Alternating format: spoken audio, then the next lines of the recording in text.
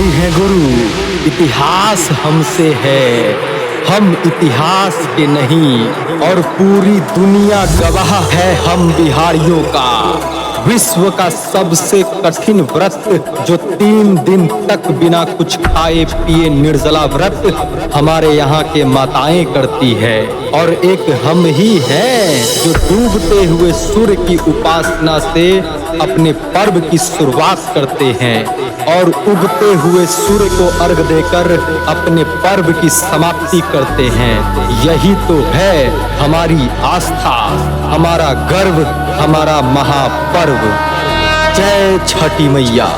घोड़वा सवारी काके आइली सूरज देवा, देख दरभंगा नगरियाना। घोड़वा सवारी काके आइली सूरज देवा, देख दरभंगा नगरियाना।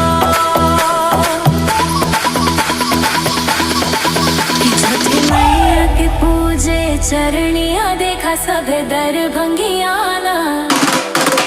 छठी मैया के पूजे चरणिया देखा सब दरभंगियाना।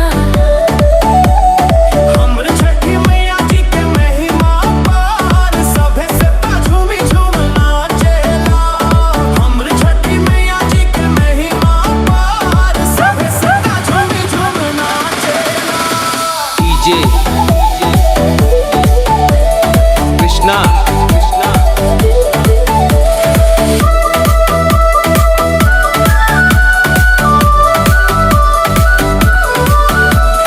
सूरज देव संगे देखा छठी मैया आइले, सबे दरभंगिया देख बड़ा खुश भइले। सूरज देव संगे देखा छठी मैया आइले, सबे दरभंगिया देख बड़ा खुश भइले। देश और विदेश से सब अपना घरे आइले, पूरा परिवार मिलजुल के छठ मनाइले। देश और विदेश से सब अपना घरे आइले, पूरा परिवार मिलजुल के छठ मनाइले।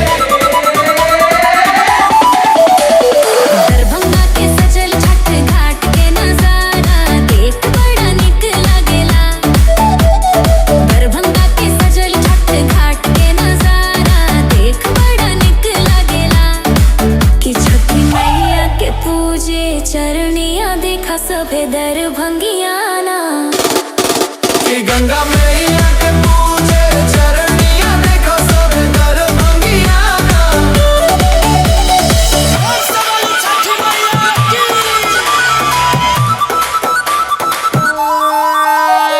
कृष्णा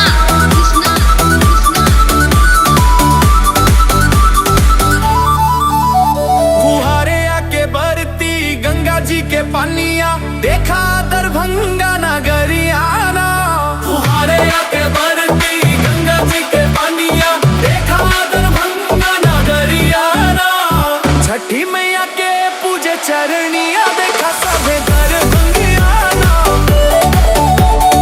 आदित्य गोसैया के पूजे चरणिया देखा सभे दरभंगियाना। हमर छठी मैया जी के महिमा पार, सभे से झूमी झूम नाचेला। हमर दीनानाथ जी के महिमा पार, सभे से झूमी झूम नाचेला। प्यारी में सुनरी माई के रूपा मनवा भावेला, पूरा बिहार मिलजुल के छठ मनावेला। प्यारी में सुनरी माई के रूपवा मनवा भावेला, पूरा बिहार मिलजुल के छठ मनावेला। निकले बा कृष्णा छठ माई के भजनिया, देखा दरभंगा नगरियाना। सुनावेला कृष्णा छठ माई के भजनिया, देखा दरभंगा नगरियाना।